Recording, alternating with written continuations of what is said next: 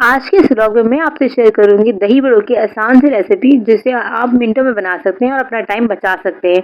और मैं आपके साथ कुछ ऐसे टिप्स शेयर करूँगी अपने हस्बैंड को खुश करने के लिए।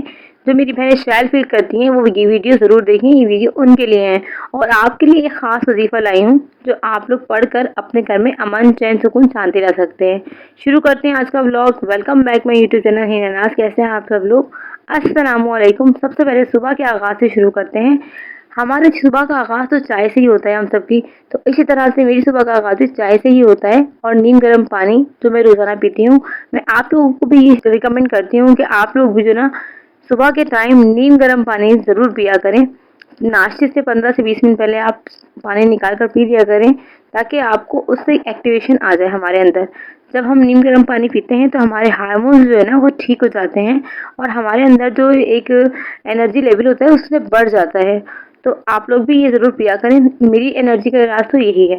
तो आप लोग भी इसको इस्तेमाल करके अपनी लाइफ में एनर्जी लाएं। मेरी वो बहनें जो शाय फील करती हैं उनसे मैं बता दूं कि अपने शौहरों के सामने शाय फील ना किया करें।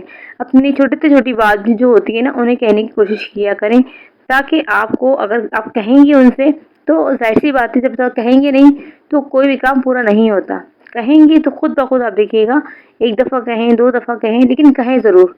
यानी कि जो शौहर फ़ौरन करने वाले होते हैं तो वो तो कर देते हैं, लेकिन जो देर से करने वाले होते हैं, मेरी आप लोगों से टिप्स है कि उनके लिए कि आप उनके आगे थोड़ा-सा पहले अपने आप को, अदाओं को दिखाएँ। नहीं, अदाओं का मतलब कहने का ये है कि उनकी जो मर्ज़ी है पहले वो जानें कि वो किस मर्ज़ी से रहते हैं, किस तरह से आपके साथ रहना पसंद करते हैं। तो उस तरह से आप उनको एक वो फ़ील एनवायरनमेंट दें और अपने आप को एक ईज़िली लेकर आएँ। और उनसे बात करने में बिल्कुल भी कतई शर्माएँ नहीं। अगर आप उनके सामने शर्माएँगी जो आपके हस्बैंड हैं, तो फिर आपको किसी और के साथ बात करने में क्या मज़ा आएगा? क्योंकि अल्लाह पाक ने शौहर को हमारे लिए एक तहफ़्फ़ुज़ सामान करार दिया है, तो हम जब तक उनसे कोई बात नहीं शेयर कर सकते, तो हमें किसी और से बात करने का कोई मतलब रवाज़ ही नहीं बनता। तो फैमिली मेंबर में सबसे पहले आपने, जब आपकी नई-नई शादी होती है, सबसे पहले हमने अपने शौहर का एतमाद जीतना होता है। तो शौहर का एतमाद हम इसी तरह जीत सकते हैं कि हम अपनी छोटी से छोटी बात भी उनसे शेयर करें। जैसे कि कभी हमारी तकलीफ़ होती है, हमारे सर में दर्द होता है और हम नहीं कह पाते, शर्म की वजह से शाय फ़ील करते हैं कि यार अभी हम नए-नए हैं, हम बता दें कि अभी हमारे सर में दर्द हो रहा है, तो पता नहीं क्या इंप्रेशन होगा। कोई इंप्रेशन का ना सोचिए, लेकिन बताएँ ज़रूर, ताकि आपको देखा जाए, आप देखें उनको कि उनका तरीका क्या है, उनका रद्द-ए-अमल क्या है, उसके बाद फिर आप दूसरा कोई फ़ैसला करें। हाँ, हर वक़्त तो नहीं चलता, लेकिन जब आपको अगर तकलीफ़ है, दर्द है, तो उनसे बताएँ। ऐसे नहीं कि बिल्कुल जो है ना लेज़ी हो जाएँ, लेकिन आप उनको बताएँ। अगर आपको कोई तकलीफ़ है, कोई चीज़ चाहिए आपको, किसी चीज़ की आपको परेशानी है, तो वो आप अपने शौहर से लाज़मी शेयर करें। क्योंकि मेरी वो बहनें हैं जिनकी नई शादी होती है, तो वो बहुत शाय फ़ील करती हैं, वो और किसी के सामने अपने आप को एक्सपोज़ करने में थोड़ा-सा मसला पैदा करती हैं। मतलब यानी कि अपनी छोटी-छोटी तकलीफ़ भी जो है ना वो खुद ही छुपा लेती हैं, बताती नहीं हैं। तो मेरी बहनों, प्लीज़ शर्माओ नहीं, अपने हस्बैंड से अपनी सारी बात शेयर करो, ना कि दूसरों को कहने का मौका दो और दूसरों को अपनी लाइफ़ में शामिल होने का मौका दो। मेरी बहनों से टिप्स सिर्फ़ यही है कि अपनी लाइफ़ को, अपनी शादी को सक्सेसफुल बनाने में हमारा ही किरदार है। अगर हम अपनी लाइफ़ को सक्सेसफुल में नहीं ला सकते, तो हमारे लिए कोई फ़ायदा नहीं है कि हम किसी और को शामिल, क्योंकि जब हम अपनी लाइफ़ में किसी और को इन्वॉल्व करते हैं, तो हमारी लाइफ़ के अंदर बहुत चेंजिंग आ जाती है। हम एक-दूसरे से दूर होते चले जाते हैं। जब हमारी नई-नई शादी होती है, तो हमारी पहली रिक्वायरमेंट ये होती है कि हम एक-दूसरे को जानें, हस्बैंड बीवी वाइफ़ को जाने और वाइफ़ जो है ना वो अपने हस्बैंड को जाने। सबसे पहला हक हम औरतों का ये होता है, ये होना चाहिए कि हम अपने शौहर को मौका दें कि वो क्या चाहते हैं अपनी लाइफ़ में, उनको अपनी ज़िंदगी से क्या परेशानी है, उनकी लाइफ़ में क्या अच्छाई है, उनको क्या पसंद है, वो क्या करना चाहते हैं, हमें किस तरह से देखना चाहते हैं। हमें चाहिए कि हम उनसे पहले उनकी राय लें, ना कि हम अपनी राय उनके ऊपर थोप दें या उनके ऊपर डाल दें। सबसे पहले अगर हम उनकी राय लेंगे, तो ज़ाहिर-सी बात है कि अगर जब तक हमें उनकी राय पता चल सकती, तो हम कुछ भी नहीं कर सकते। अपने आप को एक्सपोज़ नहीं कर सकते, अपनी कोई फ़रमाइश नहीं बता सकते, अपना कोई भी ज़हन उनके सामने हम नहीं खुलकर पेश कर सकते। तो आप लोगों को चाहिए सबसे पहले अपने हस्बैंड की राय पूछें कि उनका दिल क्या है, वो क्या करना चाहते हैं, आपको किस अंदाज़ में, किस तरह से देखना चाहते हैं। तो ये सारी बातें छोटी-छोटी ऐसी मायने रखती है नई-नई शादी के लिए कि आप लोग जो है ना अपनी लाइफ़ को एन्जॉय फ़ील करते हैं और अपने आप को भी टाइम दें, अपने शौहर को टाइम दें, ना कि सिर्फ़ ब्यूटी ब्यूटी पार्लर्स वगैरह में जो मेरी बहनें ज़्यादा शौकीन है मेकअप की, तो वो ब्यूटी पार्लर्स वगैरह में टाइम कम दें, अपने शौहर को टाइम ज़्यादा दें यार। क्योंकि देखो मेकअप वगैरह ये चीज़ तो सब कुछ होती रहती है, लेकिन जब जो शौहर जो जिस वक़्त हमारा टाइम जो होता है ना, मैनेजमेंट टाइम वो होता है जब हमारी न्यू लाइफ़ होती है।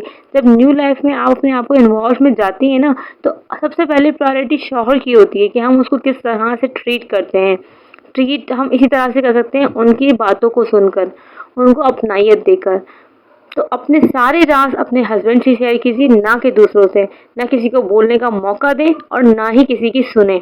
हाँ, सास-ससुर की इज़्ज़त करें, अपने बड़ों का एहतराम करें और छोटों से मोहब्बत करें। क्योंकि जब हमारी नई लाइफ़ होती है, हम नए घर में जाते हैं, तो बहुत सी ऐसी बातें होती हैं जो हमें मैटर करती हैं कि हम जो है ना अपनी लाइफ़ को चेंज करें। हो सकता है हम अपने घर के अंदर सबसे लाडले हों, हो सकता है हमारी सबसे ज़्यादा सुनी जाती हो, तो वहाँ पर नहीं होता ऐसा कुछ भी। तो ज़ाहिर सी बात है, हम जब नई जगह पे जाते हैं तो हम सबसे ज़्यादा घुल-मिल नहीं सकते। जब तक हम लोगों के अंदाज़ को ना देख लें, जब तक हम लोगों की बातों को ना सुन लें, जब तक हम उनके दिल के हालात को ना सोच लें, तो पहले से जजमेंट करना गलत है।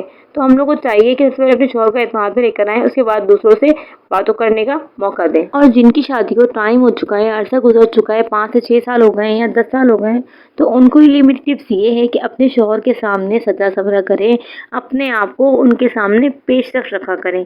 यानी कि हमेशा से पहले से आप एक्टिव रहा करें। जब वो काम पे से आएँ, उन्हें हल्की सी मुस्कान दें, मुस्कुराहट से बात करें, सलाम दुआ करें उनके आगे, और जो वो खाते हैं उनके लिए वो अच्छी सी डिश बनाएँ उनके लिए और उनके सामने तैयार होकर रहें।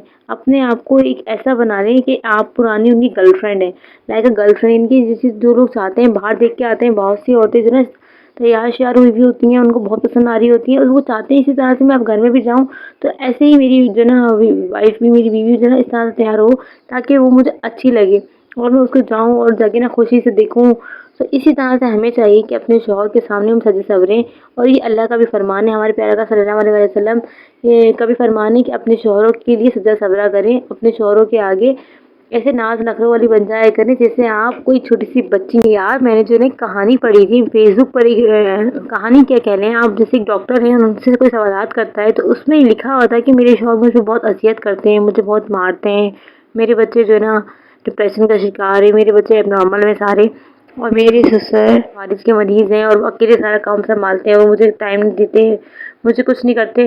तो आप खुद बताएँ यार, जब एक शौहर के हाथ में, एक आदमी के हाथ में इतने सारे काम होंगे, पैसा कमाना आसान नहीं है। ये हम घर बैठकर सोच सकते हैं कि पैसा कमाना आसान है, हम जो काम कर रहे होते हैं वो बहुत आसान है, लेकिन बाहर जो पैसा कमाना होता है ना वो बहुत मुश्किल होता है। ये आप मर्द हज़रात से बेहतर कोई नहीं जान सकता। ना जाने किस तरह से वो किसको मुँह देकर अपने आप को इनके पैसे लेकर आते हैं हम लोगों के लिए, हमारे लिए दवाइयाँ, हमारे लिए अच्छे खाने, हमारे लिए कपड़े, हमारे लिए सब कुछ लेकर आते हैं और वो चीज़ मुहैया करते हैं हमारे को जो हम लोगों की ज़रूरत होती है। और अगर हम बाहर जाएँगे उसी तरह से वो काम हम खुद करेंगे तो हमें कितनी मुश्किलों का सामना करना पड़ेगा।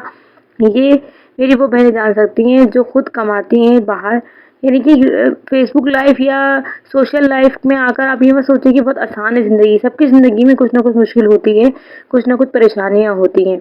तो बराए मेहरबानी अपने हस्बैंड से, अपने शौहरों से ऐसा पेश आएँ जैसा कि उनकी माँ पेश आती है, जैसा कि उनकी गर्लफ्रेंड पेश आती है। तो आपको एक वक़्त में तीनों काम करने हैं, अपने बच्चों की माँ भी बनना है, अपनी शौहर की माँ भी बनना है, अपने शौहर की वाइफ़ भी बनना है और अपने शौहर की गर्लफ्रेंड भी बनना है। तो आपने सारे काम एक साथ में, एक वक़्त में करने होते हैं। तो हमें मजबूत रहने के लिए अपने आप को एक एक्टिव वे देनी पड़ती है। तो उसके लिए बेहतरीन हल ये है कि हम अल्लाह का रास्ता चुनें, जो अल्लाह ताला हमें मदद देता है वो रास्ता चुनें। तो मैं आज आप लोगों के लिए ऐसा वजीफ़ा लाई हूँ कि आप इसको थोड़ी सी देर में पढ़कर ना, मिनटों में पढ़कर, यानी कि आप अपनी ज़िंदगी में चैन सुकून ला सकते हैं। वो वजीफ़ा ये है कि आपने रोज़ाना इशा की नमाज के बाद 313 मरतबा या जब्बारो या वदूदो या रहमानो का विर्द करना है। इशा की नमाज नहीं छोड़नी है आपने, उसके बाद ये पढ़ना है और अपनी लाइफ में एक चैन सुकून लाना है। ये थी मेरी आज की वीडियो और आज का व्लॉग। मिलते हैं आपको नेक्स्ट वीडियो में। अल्लाह हाफ़िज़। अपना बहुत सारा ख्याल रखिएगा, मुझे दुआ में याद रखिएगा और मेरे चैनल पे नए हैं तो लाइक, सब्सक्राइब और शेयर का बटन दबा दीजिएगा। अल्लाह हाफ़िज़। अल्लाह ने के बाद।